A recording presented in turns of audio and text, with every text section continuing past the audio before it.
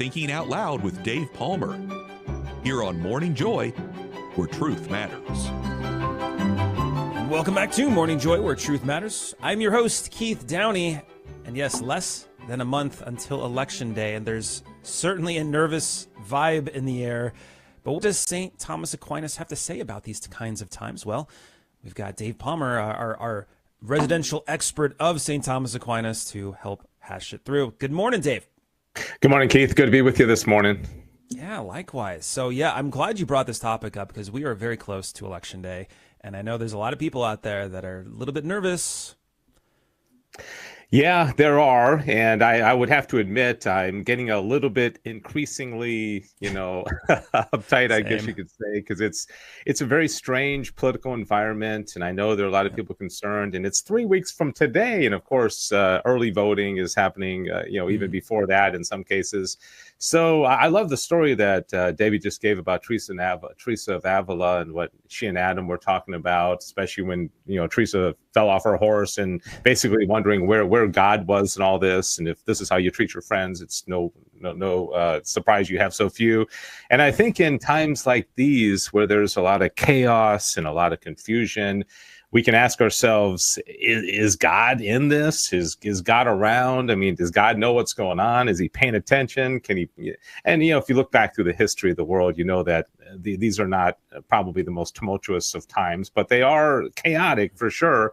And so I just wanted to provide maybe some basic principles from what St. Thomas Aquinas teaches, maybe to give people a perspective that'll help them over these next few weeks. And really, regardless of how things turn out with the election, that we could still see that God is in control and we can take some comfort in that. So that's kind of the idea.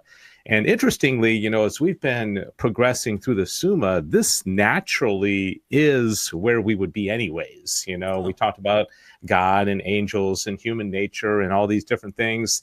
And now there's a particular section called the governance of the world. And I wanted to start off by saying, if you start to wonder, is God in this? Is God paying attention? Is God understanding the plight of the United States and the election coming up, and what does he want and all that? There's four ways that kind of philosophers have viewed this picture in the past, and one is, you may have heard of like deism or the deists, and they believe that God creates a world and then he just kind of steps away. He's not actively involved. It's kind of like you wind up the toy and then you leave the room and it's going on its own. And that's clearly not the Catholic Christian perspective, that God is not actively involved in the world. And then there's a pessimistic view that would be held by somebody like Arthur Schopenhauer, who was a German philosopher. And he actually believed that there was an evil, sinister force behind it all, that actually it was like just trying to, that there was no good end. It's just almost like we're being messed with, for some, amusement of some force. And clearly that's not the Catholic perspective. The third one is a view of absurdity. And there was a 20th century philosopher by the name of Albert Camus.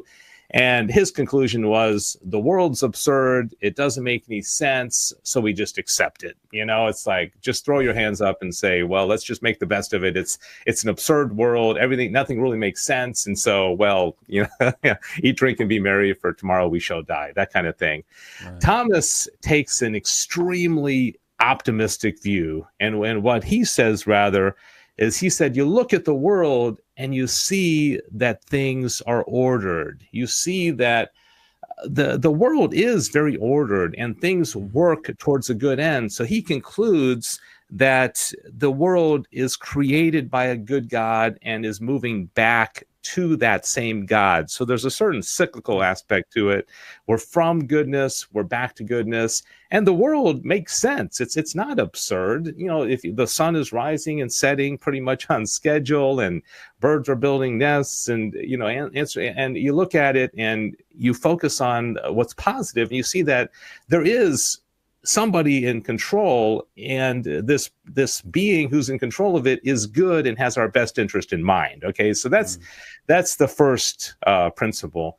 The second one is that he says that the end of world government is not something inside the world. All right. So there isn't like a worldly solution to all this, where if we just get that right president and that right Senate and get a majority in the House, then everything's going to be perfect. We know that's not the case. So Aquinas says that the world was created by something outside the world, and it's drawn back to that same good God who is outside the world. So we have to kind of switch our mind and say, you know what, there's not an earthly solution. It's not, we're not going to solve this with, politics or just that perfect president or whatever, because the end is outside of the world. And then he says, is there just one God? That's one of the proofs for that. One of the attributes of God is that he's one. And he says that people naturally desire goodness, and we also naturally desire unity. We hate division, right? We hate when things are split. And so if you see the world in that perspective, that all is directed by one and is guided back to that one, and he is a good God, you put that perspective in mind, and it's a very optimistic type of way to look at things. All right, so those are three principles, and they're all kind of related to each other based on the goodness of God, directing us back to himself, who is goodness, and he is outside of the natural order. So there's a couple more that I wanted to get at, including talking about miracles. But I'll just pause to see if this is making sense, or if you have any questions about that. No, this is it's making me feel more at ease. And it's funny, interestingly, when you were talking about the different ways that the secular world kind of views God, deism, I think you mentioned, is one. I think I've seen probably all three of those examples you gave in Hollywood, but I've never really seen one that St. Thomas Aquinas has given as far as an example goes. Maybe there is one out there I don't know of, but it's really interesting how we have this writing, and it's like, this is clearly the way it is. Why aren't we using that in our films? I don't know. Yeah, I think it's, again, an optimistic view. I think there is a great temptation towards pessimism when you look at the world from a worldly perspective, or, like I said, the theory of absurdism, where it's just like, whatever. I mean, that was very common, like after World War II, because it seems like, my goodness, people are like nuking each other, and it doesn't seem to, nothing really seems to make much sense. Which leads me to the fourth point, which is about, are all things subject to divine governance? And it seems sometimes that some things will fall outside of the order of God, like some things, disobey God and they're not disciplined, or they're like God, again, isn't paying attention, or something that fell outside of the divine order. And Aquinas has this really interesting teaching, and it has to do with the particular and the universal, where if you imagine that in the universal picture, God is not surprised by anything, nothing is able to fall outside of the universal, law of God. But then within the world, he allows particular, I guess you can call them contingencies, where some things can disobey this law or fall out of line, or maybe an election can go the wrong way, or this leader can get into office that is not really seeking the common good. And that's a bad particular, but the universal is always going to work, because he's always going to ultimately bring things in line. The ultimate example would be, the crucifixion of Jesus, where, the worst thing that could ever possibly happen, but still that was for good. So I hope the election goes as we for pro-life leaders and, leaders that support our Catholic values better. But even if it didn't, nobody should just fall into despair, because the universal order is still, is still intact and all that. And then finally, Keith, you think about miracles, and a miracle is something that happens outside of the natural order. And one of the cool things that I love that Aquinas says about miracles is that miracles don't surprise God.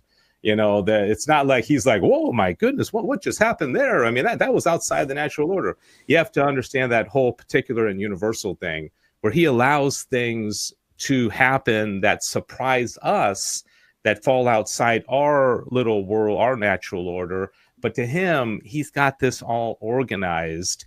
And so when something miraculous happens, it's to, take the natural order out of whack a little bit, and oftentimes in a very good way, but it's still falling into the big picture, and it's not surprising God, and he has it all ordered in anyways. So I guess that's the lesson today is in the midst of all the chaos and the concern and even perhaps fear and worry, just realize God's in control. He is the governance of the world is up to God, and he's got this. And so we shouldn't be too concerned, regardless of how things turn out in 3 weeks.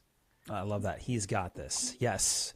Rest assured, we will still have our Catholic Church, our faith after Election Day.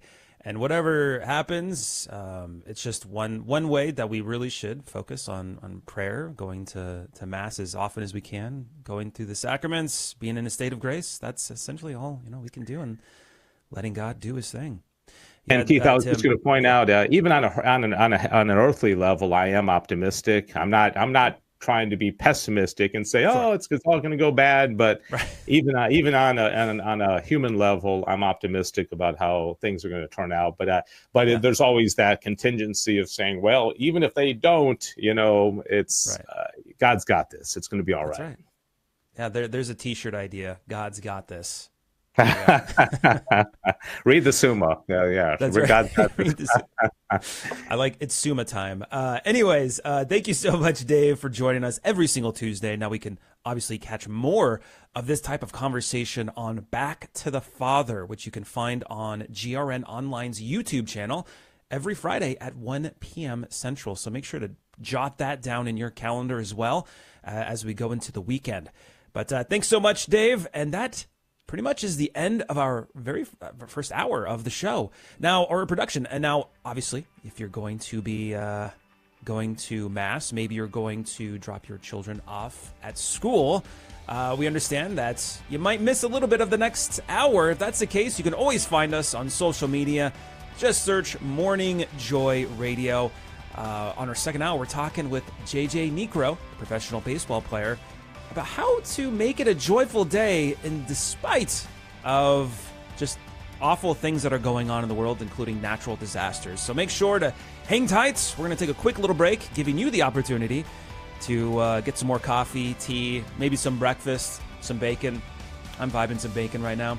But otherwise, if this is us parting ways, God bless. Make it a joyful day. And we'll see you right after this break here on Morning Joy, where truth matters.